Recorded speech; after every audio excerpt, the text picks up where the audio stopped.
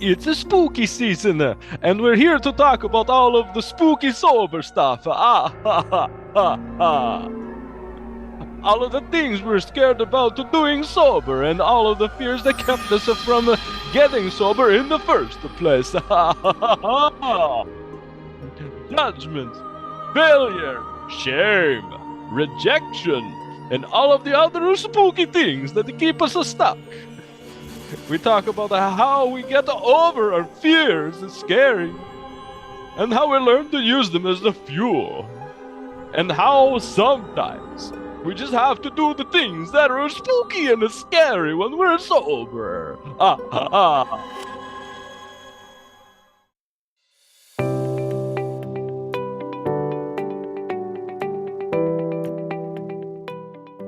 Welcome to Through the Glass Recovery podcast, where we believe that connection is the opposite of addiction, vulnerability is the antidote to shame, and that recovery isn't just rewarding, but it's also a lot of fun.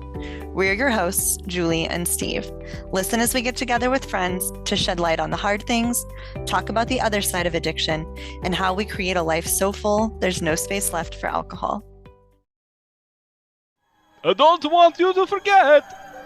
If you're looking for some connection and some spooky friends to share this crazy sober life with, we're on Zoom every Monday. Hang out with us and have a great conversations like the one you're about to listen to. On this great podcast. You can get more and better information from our website, throughtheglassrecovery.com. Recovery is a lot more fun and less spooky and more manageable when you're not doing it all by yourself. Hello and welcome, everybody. So happy to be here with you guys. We are here with Corina and Rachael today. So we'll go ahead and do our introductions first. And Rachael, do you want to kick us off? Sure. Hi, everybody. I am Rachael, person in long-term recovery. I am super, super excited to be here. I just recently celebrated my 6th year into my recovery, which is not something that I ever thought I could do. As many of you probably relate, I couldn't even get 6 days. 6 days felt like 6 millenniums. So to have hit 6 years over the summer has been just an amazing accomplishment and definitely something I never ever believed I could do. Going with our topic for today, that was something I was totally in fear of. But I'm just super grateful to be able to share space with you amazing people, because that's what recovery gets to offer me today. Absolutely. And we are so excited to share space with you also. Thank you so much for being here. Do you want to tell us a little bit about your Facebook page and what you do in the recovery community? Please do. Yes. Certainly. I am a definite fellow harm reductionist. I believe in harm reduction. That has been a big big part of my journey. And I created a page about a year ago, little over a year, called Addicts with Purpose. Because in recovery, I found that my purpose in life and passion has been to help other people who were in the same position within, but to also be a strength and a positive impact to those in or seeking recovery. And so I just use the page to post positive inspiration. I am a total lover. I believe there is not enough love in the world and self-love. Here trying to use my experience to love, or experience, strength, and hope, and teach y'all how to love and hug on yourself. That's all I ever talk about. But that is what the purpose of the page is. And I've done a lot of really cool things, but this seems to be what's working. I'm a certified peer support for years. And that's what I do for a profession by trade to make money. And then I just post memes all day long that I help inspire people. Amazing. Yeah, we love your Facebook page, and you have so many wonderful messages of love to share. So we will post a link to that in the show notes and make sure everybody can get in touch with you and follow that and also get inspired. So thank you for being here. And then we'll go with Corina. Do you want to tell us a little bit about yourself too? Okay, yeah, sure. I am Corina. I am sober I've been trying to get sober for a long time, probably 4 years. But this particular go around, so like you, I've done a lot of stints of being sober and then relapsing, sober and relapsing. But this time it's 535 days. So I've passed my year mark, and I'm really grateful to be here. I'm grateful for your podcast. I will definitely look up your Facebook page because I can just not get enough memes. I need memes, more memes. And now, I fill my days up with a lot of dog and cat memes. I love the story of rescues. I have 2 feral cats that I rescued when I lived in Cairo, Egypt. But it's always good to have positive messages that kind of hopefully inspire you. So thanks for having me. Corina, so what I just heard is you have 2 Egyptian cats in Edmonton, Alberta. Yeah, I live in Edmonton in a little prairie. Well, it's not a little prairie city. It's about 1 million people, but it is got a small town feel. And these cats just really capture my attention and imagination. They're these wonderful little urchins that came to me. Like there's this thing, speaking of memes, there's this meme called the Universal Cat Distribution System. I don't know if you've heard of it. Well, everybody you know that has ever got a cat, it's always the cat that has found them or come accidentally into their lives. And I have to say that this happened to me twice. I was only going to be a foster. I'm actually a dog person. I also have a dog. It's my boyfriend's dog, and he's a rescue as well. But both these cats I fostered, and they're both foster fails. I had homes for them, and those fell through, so they ended up staying with me. And but it was meant to be. Corina and her Egyptian cats. Now we know a little bit more about you. My feral pharaohs. That's what I I love it. Well, thank you so much for being here. Thank you for coming back. Corina is very much a regular on the podcast now, so it is always lovely to have you and see you again. Absolutely. For our topic today, since it is the Halloween edition of Through the Glass Recovery podcast, fear has a way of holding us back. That is true in life and in recovery. One thing that I've learned is that if I avoid doing everything I'm afraid of, I'm just going to end up very, very stuck. So today we're going to talk about fear, but specifically, what are you afraid of facing now that you're sober? Or what were you afraid of that you've already had to go through? And what did you learn from that experience? The spooky sober stuff. I know I wanted to get like some sound effects and play them, but I didn't get that far today. So I mean, I could probably insert them later. Perfect. I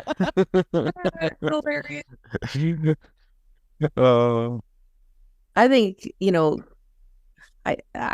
I am afraid of relapsing. I think that's a big fear. I think that one day, because life is life. And, in recovery, I think there's a myth or it's a narrative that, because people say this all the time, oh, my life is so much better since I stopped drinking. Oh, things are so great now that I've stopped drinking. And a lot of us on the recovery journey are like, well, when's my life going to be great? Life is just life. It's better sober for sure, but life is still life. And so it isn't this magical world that opens up. It's still a real world. And there's still temptations in that real world that make you sometimes consider falling back on old habits, or at least, oh my God, how am I going to handle this crisis or this issue sober? And having to deal with life sober is really challenging. And I know perhaps some of you have longer sober days behind you than I do, and maybe it gets easier. But my fear is that, I'm gonna think, oh, I can have a drink. I'll be fine. Or, you know what? Today was a hard day. I'm just gonna have a shot. and then I know where that will go now, but I still live in fear that one day, I don't know, something's going to chip away at that resolve to stay sober and I'll relapse.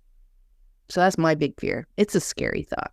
And then you know where that ends you up because you've tried that enough times now that it's, you fear the instant replay of it happening all over again. Like I haven't relapsed. This is my first kick at this cat and I'm 2.5 years into it. And so I have that same fear. For me, I call it a healthy fear. It's a healthy fear of, I remember who that person was and I don't want to go back to that. And so I have this attachment of that person with alcohol and I don't want to meet that person again. And so my fear is if I drink alcohol, I meet that person again. Yeah. And that isn't, I don't want to go there. I don't want to go there right now. I mean, I literally admitted this to Julie and a bunch of people yesterday. I've got my mother who just had surgery and just had a cancer diagnosis. My aunt is currently in the hospital on her deathbed. Yes. And I'm taking care of her little puppy and bringing her to the hospital every morning now. And so today she was worse off than she was yesterday. And I was at the hospital yesterday and there was more times than I would like to admit where that thought crossed my mind. Damn, I could use a drink right now. Like it is still, that wiring for me is really short. The thought process, Jesus, I got to tell myself I know that's the first thing I have to do. And I did, because I don't want to give it any more power than what's necessary. Like the thought come through. There's nothing wrong, I don't think, with having the thought. It's what am I going to do with it afterwards? And there's a fear there too. So I could have the fear of admitting that I had the thought. Yeah. And I think that in and of itself, if I fear of and the shame of having the thought, because I still didn't want to say, Jesus Christ, I thought about this a lot more, probably like 6 times, because it still is like this feeling all of this heavy emotion. I have to ask myself, why? What is it? Where's it coming from? What am I trying to escape from or not have to deal with? But it's still the fear of relapse. It's a healthy one, that's for sure. Yeah. Well, go ahead. Go for it. Yeah. So that fear kept me sick for the longest time. As I had been trying to get sober since 2006 when I had my first kid. And I finally, 2017, I finally figured it out. And that fear of, I can't do this, all of them together, fear of success, fear of relapse, fear of going into an AA meeting and admitting and sitting amongst other people and saying, hey, I'm actually a part of you guys. And I've been fighting and trying to prove to myself that I wasn't one of you for so many years. And the fear of all of it kept me so sick, because I started doing chronic relapsing was like my mojo, all the time. But I always cheated and thought that I could drink because I was in fear of living a life without alcohol. I could get off the meth, I could get off the coke, and get off the other things, but a fear of living a life without alcohol, which was my best friend. It got me through interviews, never got the jobs, but it got me through the interviews. It got me through death. It got me through celebrations. It got me through being fired. It got me through breakups. It got me through having hard conversations. It was like, how am I going to live without the one thing that's always been by my side? So then you get sober and it's like, okay, I got to deal with these hard, scary situations. Wait, I don't know how to do that because I usually get drunk so I can handle it, So like fear of being successful, of not having to drink was even more scary because it was like, holy shit, what if I screw up? I got to go backwards now. Yeah. And so fear of relapse kept me super sick because I just always relapsed. It was just easier that way, which it really wasn't. But that's the addict brain tricking you and playing games with you, just doing whatever it can to lure you back. I love that you said, Steve, you had to tell on yourself, because I've been telling on myself for like 3 months now at work. I'm like, y'all are going to a bar and you keep inviting me. And I'm telling you, aren't you guys all realizing how stressful work is? I can go sit with you guys because you're in recovery, but the people at my work, a lot of them will drink. And I'm like, that is the most scariest place for me to go with other people in their version of recovery, to sit at a bar when I would love to have a drink with other people who are drinking. And I'm like, y'all got me. I got to just keep telling you, I can't be there. I can't be there. And that's scary too, because like then everybody at your work is thinking, what if Rachael gets drunk? What if Rachael gets drunk? So I'm like, I just got to go this way.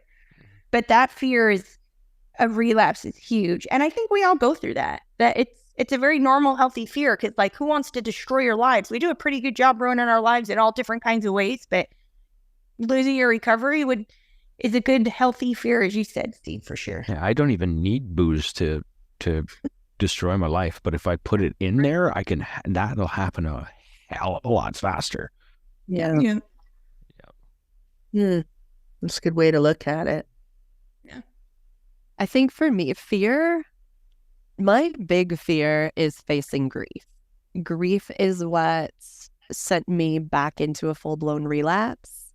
And so once I finally did get sober, or even before I got sober, the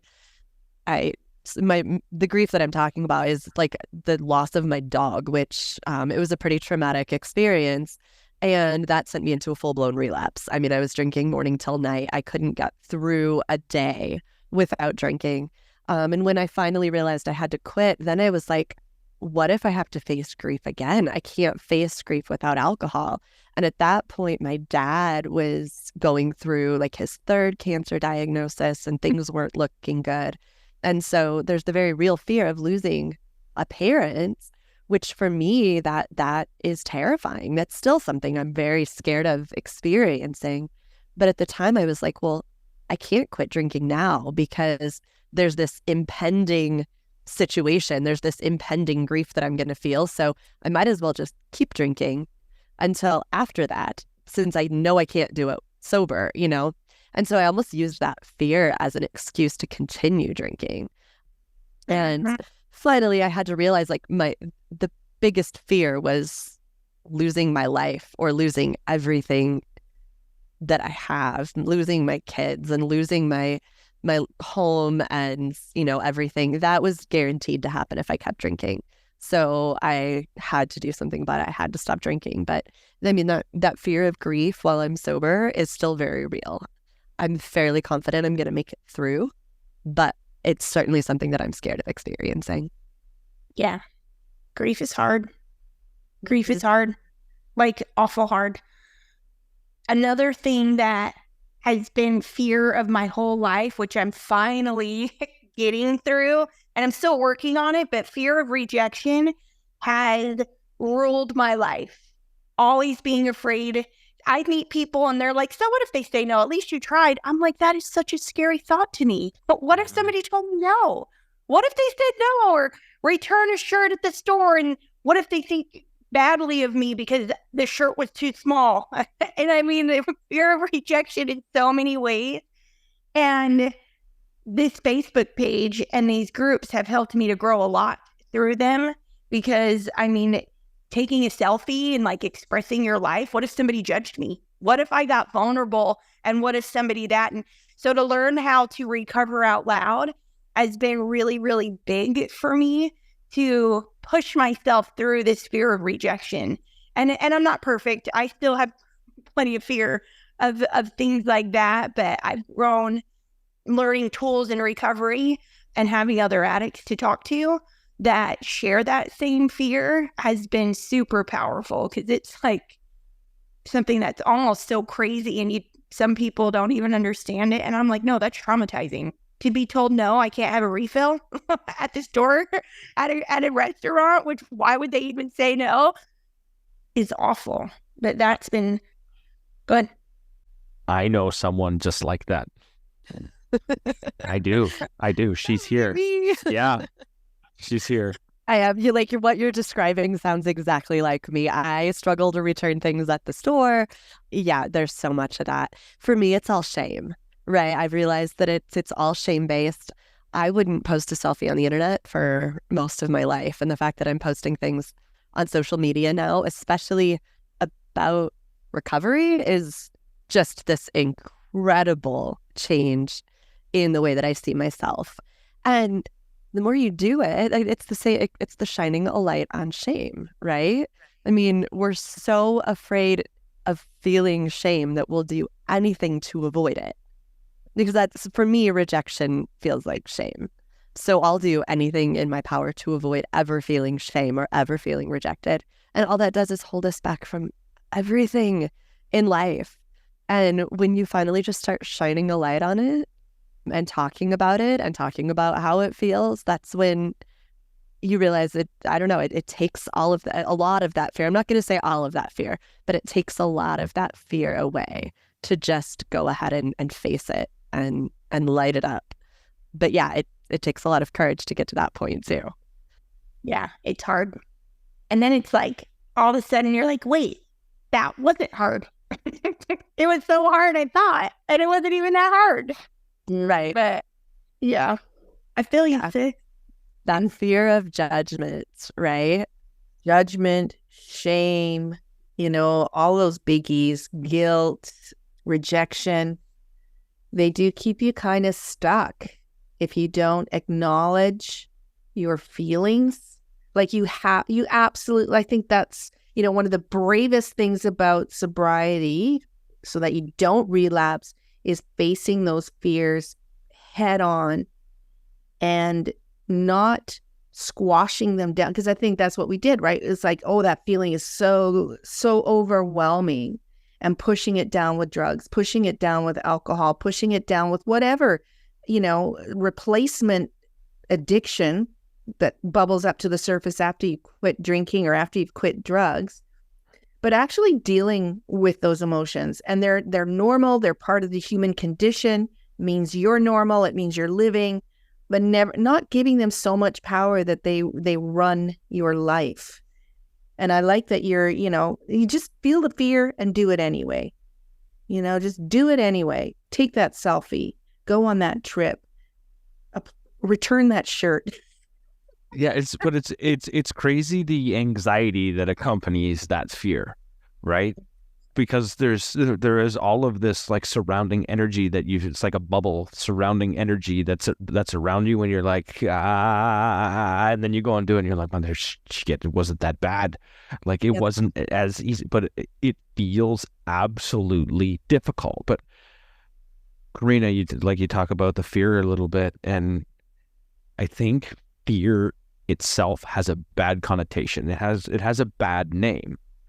I feared a lot of things, and I got really, really pissed off one day, and I was just like, I'm done being afraid of being afraid. Mm-hmm. And instead, I'm going to make fear my friend. I'm going to befriend fear, have it be a part of my life, and instead of having it be an enemy, I'm going to walk alongside it. Mm-hmm. I'm going to carry it with me and say, I am afraid. And then it gives me an opportunity to acknowledge it and say, what am I going to do today about this? Am I going to run from it? Which I do. I'm guilty of it all the time. Right. And I'm really good at running from it by procrastinating, self-sabotaging, like doing the opposite of what I know I should be doing. And then, but at least I know it exists, and I can say, you know what, I'm done being afraid of this. I am just gonna try it. And we talk about all of the fears and how do we get over them? By doing something where you have to sit in the anxiety of it all and the whole body cringe part, and it's scary, right? Like it is. It's spooky. It feels spooky. Sometimes it feels lonely. Not fixed. Right? There's your sound effects. There's your. I don't know how. Scary. Let's talk about. You talked about, Rachel. You talked about the fear of missing out on your best friend, which was, for me, it was alcohol too. I can completely relate to that story. How about being alone? Because I think fear of being alone and loneliness all on its own, when you let go of alcohol as your best friend, it feels freaking lonely. It does. Well, and it's so crazy because alcohol and drugs literally become your everything. Like, they are your best friend and they are your companion. They're your enemy. They're your love and hate. I love you. I miss you. I can't deal without you. Get the hell out of my life. Wait, hurry up, come back. And that chaos that comes with it, like fear of not even having the chaos, is real too. But man, it sure was lonely in the beginning when the thought of going into a party alone because your booze was your friend. It was your everything. And man, I relate to that. Now I don't care. Now I go everywhere alone. I'm like, does anybody want to go? Because I'm like alone all the time now. And I love it. But that was learned. I learned how to be alone and love it, because that was not a thing. Yeah, and we learn all of it, right? It's all about the experience. I think for a lot of my fear was just the unknown. I remember I was afraid to go camping without alcohol, and would I be able to get through it, and would I be miserable? I was afraid to go on vacation and not drink, and would the vacation be miserable, and would I be bored, and would I feel like I'm missing out, and all of that. Maybe I'll never enjoy vacations again because I can't drink. I remember I went to Iceland when I was about 90 days sober. And the whole time leading up to it, I was like, I can't imagine, sitting in a hot springs, not drinking, an Icelandic microbrew. I just couldn't imagine it. How could it possibly be fun without it? And all it took was going and doing the thing to realize it wasn't nearly as scary as I thought it was. And I think that's come up with a lot of different situations. Traveling now is so much fun without alcohol, and I never even miss it or think about it. Camping I don't even think twice. I just go camping, and I really enjoy bubbly water or kombucha. But all those things that I was so afraid of, I just had to go do them. And then I realized I'm totally capable of doing it. And then you get the confidence. It's not something that's scary anymore. And the more you do it, the more confident you get, the less it matters. Vacationing sober was so scary. So scary. And I still relate to that. We're going on a cruise. Like, I'm treating me and my kids to a Christmas cruise this year. And that was one of the things I thought about. I'm like, what am I going to do? Like, at night when everybody's like dancing, or like you go to, I don't even know what's going to happen. And I'm like, but I can't even drink on it. And that's okay. Like, I'm not miserable about it. But I've thought about, like, what the heck am I going to do? The kids aren't going to want to go do adult things with me. By all means, they're teenagers. It's going to be like, Mom, leave me alone. Shut the door. I'm not going anywhere you asked me to go. And then what do I do as an adult who doesn't drink on a cruise? And that thought is a little scary, because I could get drunk with everybody, but I'm not. And so I feel you but I've done plenty of vacations and not drank. Every single one of them has been wonderful. And I remember them. Go figure. It's funny how, like, not drinking and then maintaining your memories go like hand in hand. Well, and that's like the laughing stock. Well, and also being able to do the activities that the vacations you've done drinking, you're too hungover to do the sightseeing tour, you're too hungover to do the zip line or whatever activity. Now you can do it all. You can, and just enjoy where you are. One of the things that a therapist helped me with when it came to fear and anxiety was, and I'm not going to do the exercise with you guys, but I'll give you the shortcut version. I'll spare you the $800 or whatever. But it was like looking at the opposite end of anxiety, or fear. Like, what are the physiological things that happen to you when you are in fear? You have the shortness of breath, the heart starts to palpitate, you feel all tingly and everything. And what other emotion feels like that? It's excitement. It's, like exhilaration. Exhilaration and fear are like the same. It's the same physiological feeling. And so to channel your fear into exhilaration, because it is the unknown, but being excited about the unknown instead of scared about the unknown. And it's the same feeling, but just walking yourself through the process. And, I got to do a lot of amazing adventures when I was living in Egypt. And one of the things that was really scary for me that I overcame and did anyways was going on this hot air balloon ride, the crack of dawn, going over Cappadocia, which is in Turkey. And a lot of people do it. I mean, it's probably, but I was freaked out because it's this rocky terrain. Some of these balloon pilots, they look a little sketchy, like, what they're doing. I mean, there's hundreds of you see the photos, there's hundreds of balloons. They do it all the time. My guy was so good. He actually landed on the back of a truck. Like, his precision and pilotship, was just so on the money. But that was it was fear turned into exhilaration. And so to channel that in, and I keep that in the back of my mind whenever I am feeling overwhelmed or scared about something, is that it is the same feeling as exhilaration, as excitement. And just take the deep breath and to just reframe what I'm looking at. Yeah. I pinned a quote on my Pinterest inspiration board the other day. Attitude is the difference between an ordeal and an adventure. And that's essentially what you're talking about right there. You can look at the unknown as an adventure, or you can look at it as this terrifying, miserable ordeal. And it's all in your perspective. It's all the mindset, right?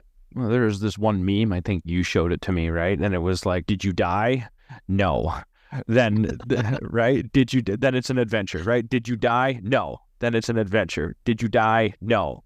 All of those things, the answer is no. Like, how much are we afraid of that it really isn't going to kill us?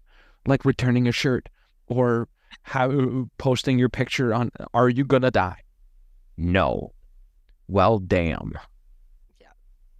Can I tell you something else that's scary? Yeah. Mm-hmm. Yes. Haunted houses. Yeah. It's fun to be scared. I agree. When they jump out at you. Those zombies. I hate them. Hate them all. I don't understand them. Why would you go into a cornfield to get the crap scared out of you? Like, talk about fear in Halloween. These haunted house things are off the chart. My kids went last week, and I'm like, wait for 2 hours in a line to literally like run because you're chased, and then you can't sleep for a month. That's not fun. I really down to my car in the morning. I'm not walking to the car at nighttime anymore. Those are healthy. That stuff gets in your head. I mean, I remember sleeping in the back of my truck in deep woods, like Kentucky, and I've seen some pretty bad horror movies, and you hear the clicking and stuff in the woods, and I'm like, oh no, it's one of those guys wearing somebody else's face as a mask, and he's sitting in the bush, and has banjos, and has a machete, and I listen, and then there's a couple more cracks, and I'm like, no, let's just make some logical sense of this in my head. He's getting closer. Right? And I'm like, am I being watched? I'm in the middle of a bush in the middle of nowhere. What is going on? Awesome. So yeah, no, that's literally happened to me just this past summer. Sitting out there on the back of my truck, and there's clickety clacking in the bush, and also I've seen eyes in the dark, eyes in the dark, and I'm like, oh, good, it's a mountain lion. I'm dead. And, it's deer or whatever. You're so good at that, though. Telling ourselves these stories, and it doesn't have to be like spooky stuff out in the woods. We're good at doing that just in life in general. Like this small little thing can happen, and suddenly we've blown it up into this, huge, big, scary thing that we're imagining, and we have zero proof that there's even anything to be afraid of. I love that. Proof, but the fear that is self-created. Oh, yeah. You've heard that fear is the acronym for false evidence appearing real. Ooh, no, Yeah. I've never heard that. I haven't heard that one, but it's like... It's all in your head, right? It's a lot of it, not all of it. And a healthy dose of fear is what's going to keep you on your toes, keep you safe, keep you prepared, because preparation is a good part of bracing against disaster or tragedy. But yeah, a lot of it is this imagined idea of what might happen or could happen and doesn't happen in the end. Fear has its place. Fear's there to in my own head to keep me protected. The story that I'm even end up telling myself about the people in the woods makes me want to hide, right? To protect myself from it. When you don't want to return the sweater, I'm just going to wrap things up now. When you don't want to return the sweater, what are you protecting yourself from? The rejection. What are you, even the fear of relapse. What are you protecting yourself from? Feeling ashamed that I had another drink because I have to start, it feels like starting all over again. So I think like a healthy dose of fear keeps, Corina said that, keeps me on my toes, keeps me in line. It keeps me protected, but then prepared. We talked about a lot of really amazing stuff. We had a great conversation tonight that fear of relapse, fear of admitting that I have a problem. Like that's the very first place I had to start. We all had to start. I have a problem with this. I need to do something about it. And even coming out and not even telling someone, but admitting to myself, I have a problem was terrifying. Yeah. Absolutely terrifying. It felt like I was pulling a piece of my soul off my body because it meant that my companion, my best friend, was my problem. And it was.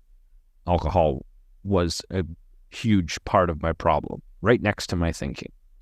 Yeah. Fear of living a life without alcohol.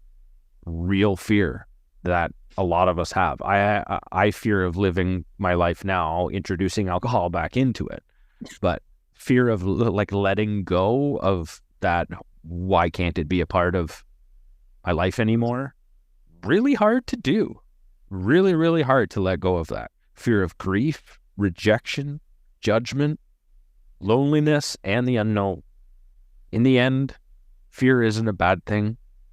It's something to walk alongside of. And last but not least, Corina, you said changing fear to excitement. Giving it a different perspective, giving it a different lens. So I want to say thank you, Corina, and thank you, Rachael, for joining us today and sharing your thoughts and your experiences on fear. This was really great. Thank you so much, you two. Yeah. Thank you, guys. Thank you. Happy Halloween! Yeah.